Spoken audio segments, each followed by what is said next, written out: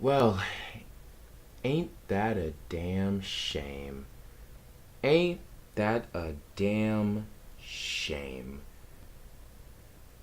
I mean, it could have been perfect, you know? It could have been the greatest film we could have ever got. It could have been the definitive feminist Batgirl that we all could have wanted. And yet, it was taken from us, just snatched under our feet.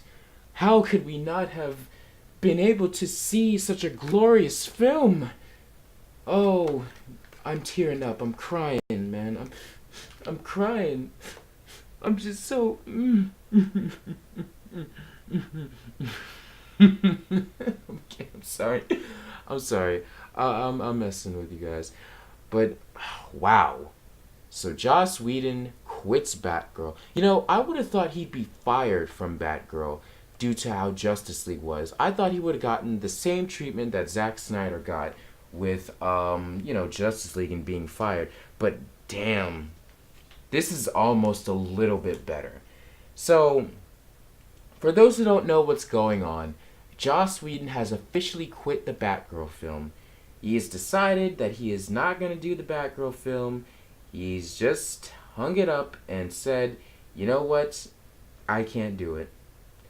So I bet some of you are wondering, or if you haven't already read it, which this is actually very old news for me, and I'm sorry it took me so long to do a video of this because essentially I've just been super busy with other things and I just haven't had the time or place to really kind of do videos like I should have. But essentially his reason for leaving the Batgirl film is that, and I quote, I didn't have a story. So you mean to tell me that you've been sitting on this Batgirl film for what is essentially almost a year or two, and then you come out and say that you didn't have a story? You lit. I just don't understand how that's the case. I mean, I understand not having anything right away, like still developing stuff and not having a story right then and there. I get that. You need more time to be able to do an entire story. But Jesus Christ, I can't believe you were sitting on that film for what is essentially a good year or so, and now you come out and say this? Like, seriously? And God, I wish I could find the interview that he literally said something about, I don't know, I forgot what it was. But essentially, in an interview, he talked more about, why he quit doing Batgirl and, what his reason was. But essentially, his reason for it is that I forgot what the entire interview was like, but essentially he said he had ideas, but he just couldn't put them all into perspective, and he essentially couldn't go along with any of them for some reason. Okay, I think I got it. Here it is. So here's what he said, and I quote: Batgirl is such an exciting project, and Warner Brothers and DC such collaborative and supportive partners that took it to that. Damn, I'm reading this wrong. Batgirl is such an exciting project, and Warner DC such collaborative and supportive partners that it took me months to realize I really didn't have a story. I'm grateful to Jeff and Toby and everyone who was so welcoming when I arrived and so understanding when I is there a sexier way to say failed? And no, I didn't add that last part in. That's exactly what he said. Is there a sexier word for failed? No, you just failed. That's all there is. There is no sexier version of the word failed. You just failed.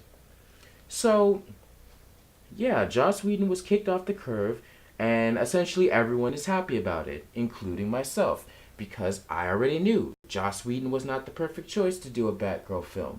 He's just a fake feminist who's trying to appeal to the feminist culture while also making a lot of feminists look essentially, while making a lot of female characters just look bad. Like most of his female characters have always just been, ooh, look at me punch things, look at me kick things, look at me being super strong and not having a character. Which is what Black Widow's been for the majority of her film, most of her film time on the Marvel Cinematic Universe. And then Joss Whedon does this thing where he lands people's faces in women's boobs all the time. He did it with Bruce Banner and like Black Widow, and then he did it with Diana and Barry, or Flash and Wonder Woman in Justice League. Like I don't know why he does that. It's just so weird. It's a weird thing that he keeps doing. I don't know if that's just his calling card or something like that, but it's really cringeworthy. But anyway, I think the reason why I don't think Joss was I don't think Joss left on his own. I think he really was fired because of the whole Justice League thing. And I guess they don't want negative press for Justice League. And plus these are new presidents and vice presidents that are also a part of this. So that's probably another reason why he's off.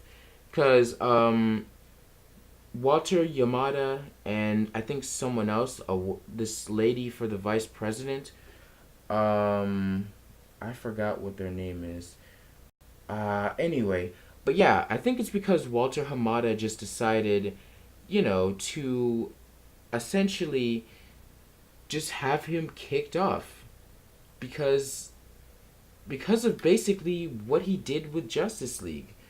He essentially messed up Justice League from what Zack Snyder had originally wanted, and then Warner Brothers had the nerve to just say, "Hey, you know what? This is still Zack Snyder's film," when obviously it wasn't.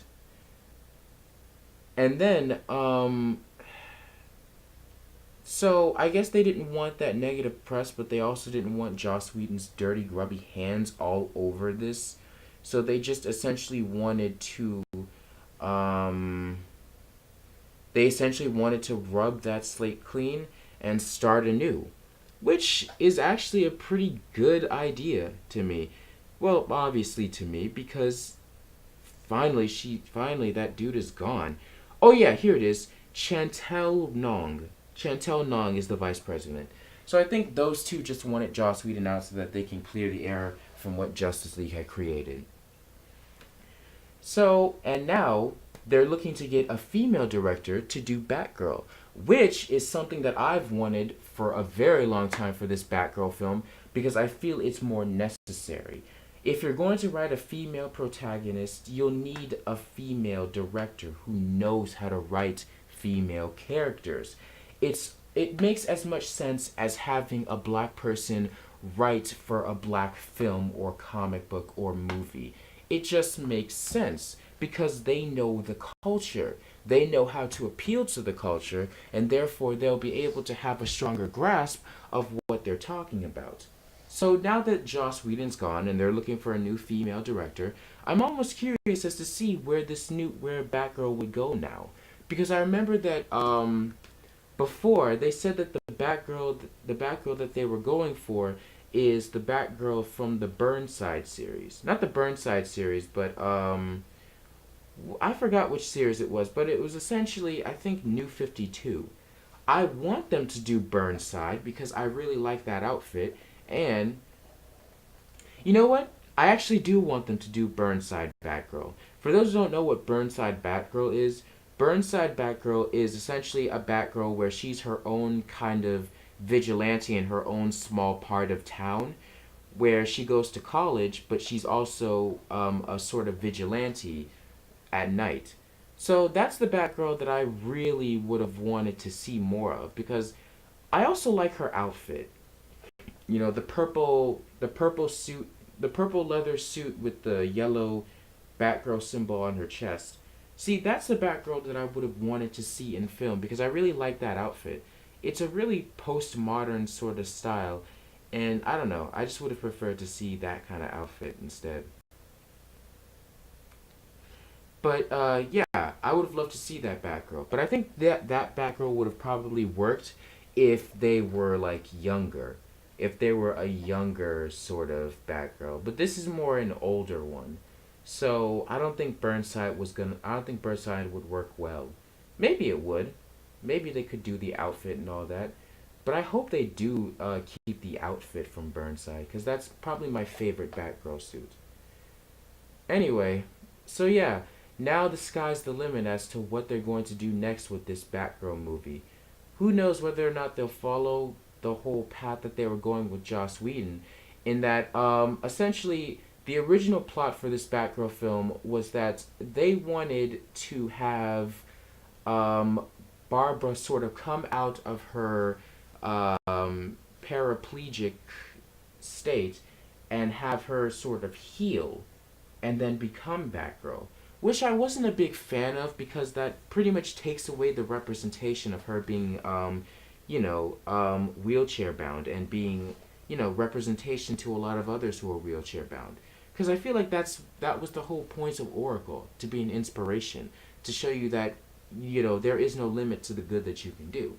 So now that they're just turning her back into Batgirl, it kind of feels like it just lost that element. But who knows what's gonna happen now.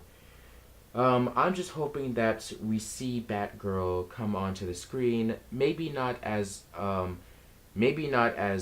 as the current timeline, but maybe in a sort of, prequel origin story or something. But anyway, that's all I have to say for this one. I am happy that Joss Whedon is finally out of this film and not trying to make it a complete bastardization of a Batgirl and female character. And hopefully we find a better female director who can really fit the bill and really deliver on what Batgirl really means. But anyway, I wouldn't expect to see this Batgirl film until after the Batman movie. But anyway, thank you guys for watching this video. Let me know in the comments below what you think. Are you happy that Joss Whedon left and we can finally get to a better Batgirl? I'm kidding, I'm kidding. Or are you disappointed that we didn't get to see what Joss Whedon had to deliver for the Batgirl movie? Which I too was a little interested in, but not that much. So anyway, thank you guys for watching. Be sure to like, comment, and subscribe, and I will see you guys later. Peace. And thank God that the devil is defeated.